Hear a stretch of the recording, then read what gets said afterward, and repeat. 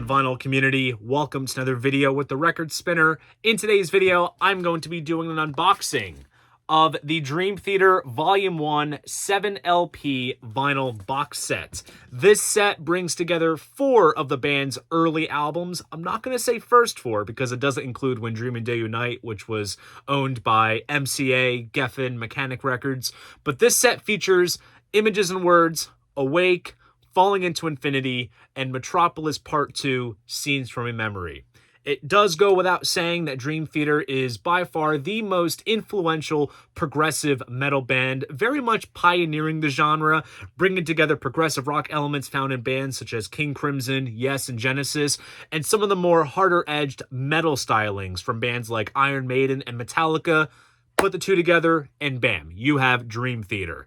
And it goes without saying that as much as I worship Kiss and as much as I love Pink Floyd, I was very much a Dream Theater fanboy when I was in middle school. Albums like Systematic Chaos and Black Clouds and Silver Linings made me a fan. And of course, my dad is a huge fan, and he had grew up, listening to Dream Theater as they evolved throughout the 90s onwards. So it's thanks to also him that I became a massive fan. Had the pleasure of seeing them several times in concert. In fact, one of the shows that I saw was at Madison Square Garden in 2010, opening for Iron Maiden, and they released it as part of their official bootleg series, so I can say that I have a record of a show that I was at thanks to Dream Theater. And recently, times have been great for Dream Theater because founding member and drummer Mike Portnoy is back in the band, and they are celebrating their 40th anniversary with a European and US tour. So the timing of a set like this is very fitting, but also for us vinyl collectors, Dream Theater on vinyl is not exactly the easiest to come by because the early catalog was reissued by Music on Vinyl, I want to say roughly 10 plus years ago, and they have never been repressed, and the license was never renewed, and those pressings do fetch a pretty penny, anywhere over $100+. And I actually do have those Music on Vinyl pressings in my collection, but now with this set, I'm going to part ways with these. But also, I have these on hand because I'm going to compare them to what is featured in the box set, which is indeed limited to 2,500 copies worldwide. And if you're watching this, hopefully you got your hands on it. But if not, then you can see what entails with this set. And I want to give a special thanks to the fine folks at Rhino Records for sending me this set to unbox for you guys here on YouTube and to also review as well. So enough of the chit chat, let's jump into what this video is all about. And just like so, I will be switching angles. Okay, so since this is a Rhino.com exclusive, the box set itself is housed in its own cardboard box bearing the Dream Theater logo. So looks like either you can keep the box stored in this box, or you can simply hold on to it. I'm gonna hold on to it because where else can you get a Dream Theater cardboard box? But let's open this bad boy up and see what is inside. Oh, wow. Check that out. So it opens up and it says Volume 1. See, now I have to really keep this or keep the box inside the box. And here it is. Absolutely stunning. So let's get this out of the shrink and then we'll observe the contents and the cover and all other aspects of the packaging. All right, so it is out of the plastic. And here is the front cover of the set, designed by Hugh Syme, who has designed many of Dream Theater's covers over the past many, many years. He's also best known for designing album covers for Rush.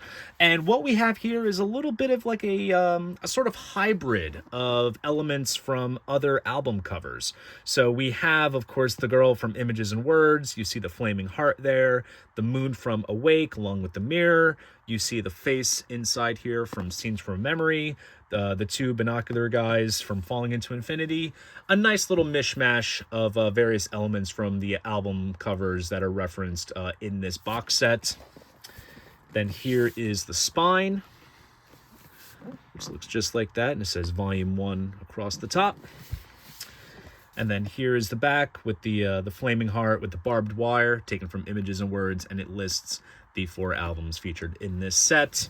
And this is a sort of hardbound slipcase, which has the albums just like this lined inside. So let's take out the first one here. And here is Images and Words. Now, this album was pretty much their big sort of breakthrough kind of record. It did feature the single Pull Me Under, which was like the band's biggest quote-unquote hits.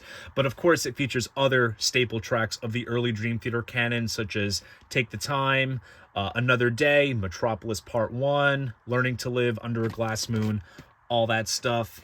It's a nice sort of standard jacket. And inside, we have a nice black and white insert with the flaming heart. And we have the lyrics here as well. Nice polylined sleeves, which is a very nice touch. And here is the vinyl. Standard weight vinyl, with each record getting its own custom label, which is very nice. And interestingly enough, get a load of this. Check this out. I don't know if you can catch it in the dead wax, but they used the metal parts of the music on vinyl pressings. Very interesting. Now, it goes without saying the music on vinyl pressings do sound fantastic. However, in general, I've always felt this way with Images and Words, given how long this album is. I mean, just look at the running lengths. It'll be interesting to see just how it all kind of equivalates with this album being crunched onto one LP. They very much well could have made it a double, but nonetheless, they went ahead and did it in this style. Now, just for giggles, let's take a look at the music on vinyl press. Now, as you can tell, side by side, this one looks a bit more, I think, cropped, sort of, and a little bit more brighter in colors, whereas these are a little bit darker, I want to say. Here's the back. It has that sort of like liquid lamination sort of finish to it, whereas this is a bit more matte. So I guess depending on preference. Usually most music on vinyl pressings have this sort of liquid lamination, and the insert is pretty much the same. And I believe the center labels, oh, interesting. They actually went ahead and used the ACO labels for the music on vinyl press. Kind of authentic to the original, but it kind of gives a sort of specialty nature behind this pressing having its own custom center label. So interesting. And then moving on to Awake.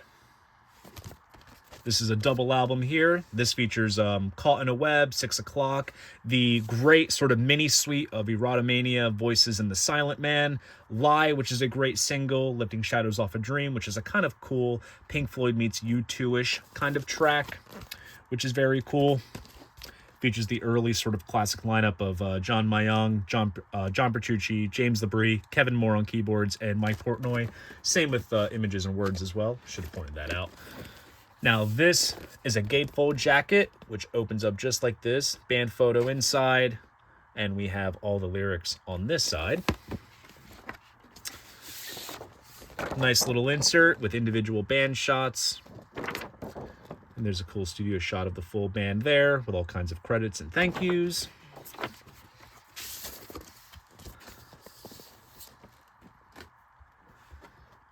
And there's the vinyl there. Standard weight, custom label, and once again, as you can see, MOVLP. Music on vinyl stampers. That is interesting, but also quite fitting too, because the music on vinyl presses sound great, and it's nice that with this box set, you know, they can essentially get those pressings, you know, for a much lower price, if you really think about it, because they're using the stampers. And then moving on to the second opening here, there's no extra insert, I don't think. They just have it in the one pocket. There it is. So that is Awake. And once I get this record back in, we'll take a look at the music on vinyl press and see how it compares.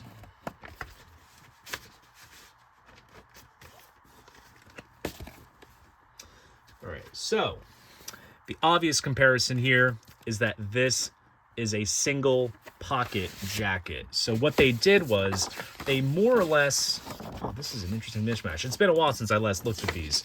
They basically made the insert made out of this side and that side, and then the gatefold is essentially the band photo and the lyrics. So that's an interesting little comparison there. And then the difference in the label is that it features the sort of Dream Theater logo along with the style font of the from the original artwork. But that is the one differentiator right there. So something interesting to point out. And this one's also a bit more of like a matte kind of cover. Here, let's do a side by side so you guys can see everything. Yeah, I'm kind of getting the same deal. I think this is a little bit brighter and this is a little bit darker. Necessarily, I guess, down to preference, but not exactly a bad thing. And moving onward, we have Falling into Infinity. Now, this album is a little divisive. This is when the label was kind of pushing the band to create some more kind of single-friendly type material. I have a really deep love for this album, very much, despite how different it is.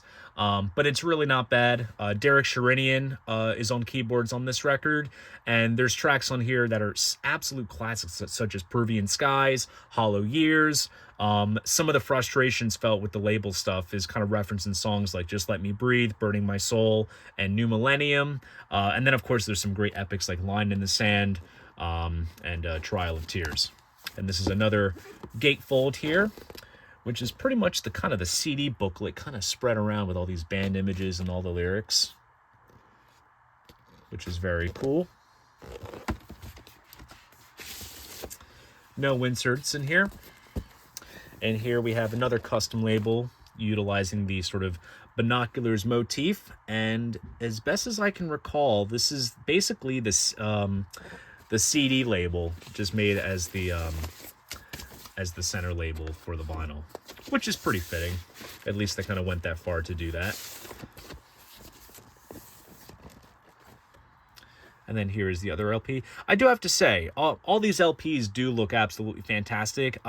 I cannot say for certain where exactly they may have pressed these, since they're a little bit on standard weight vinyl. But the music on vinyl presses were all done over at Record Industry in the Netherlands. So I'm not sure if maybe they utilized the same plant or whatever. But it'll be interesting to kind of dig around and try to find out for myself. But to pull out the Falling into Infinity music on vinyl press, same deal. Box set is brighter, and this is a little bit more darker, and it has the liquid lamination kind of feel to it. And, oh, there you go. So they basically took the insert from this press and made it into a gatefold, which is a bit nice. Listen, I'll take a gatefold over an insert anytime, and the labels are very much the same. So something worth just pointing out.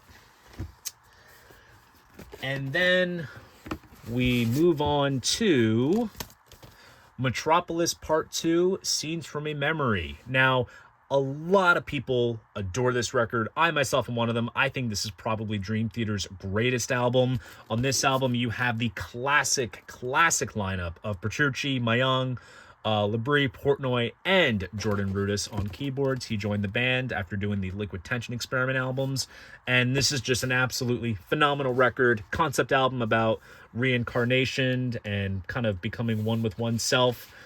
It's absolutely fantastic. And this is a gatefold jacket here, utilizing images and motifs taken from the concept, all the lyrics on this side.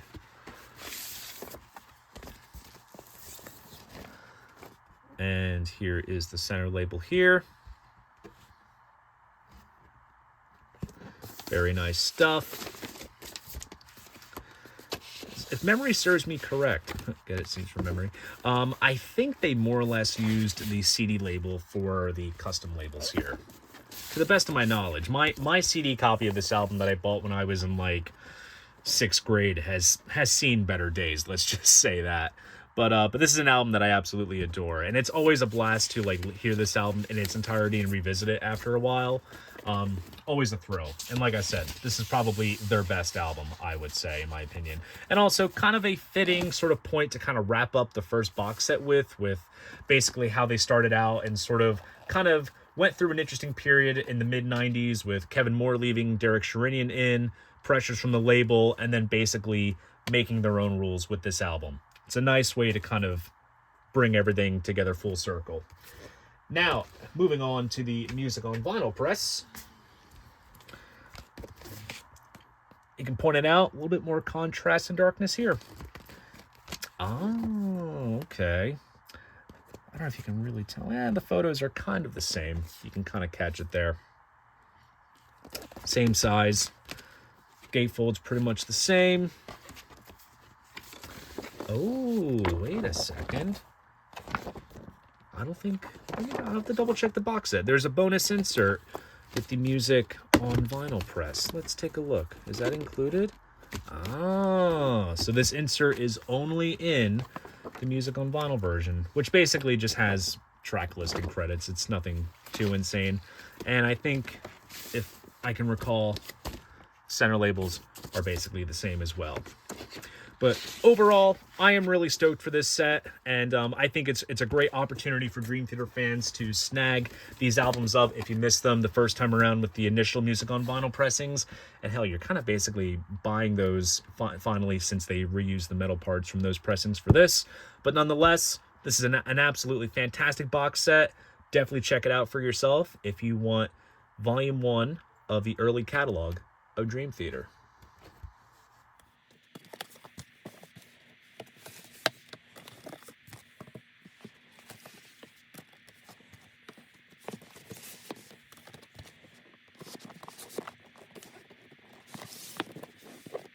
And there you go. That is the box set.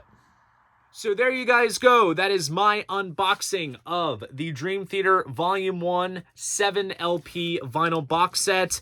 Now, I have a lot of vinyl to spin, and if you're wondering on what I think of this set in terms of the presentation and sound quality overall, be sure to head over to trackingangle.com, where I will be writing a review of this box set shortly after this video goes up. If you enjoyed this video, please go ahead, give it a like, and subscribe to the channel. See you guys in the next video, and most importantly, keep the records spinning.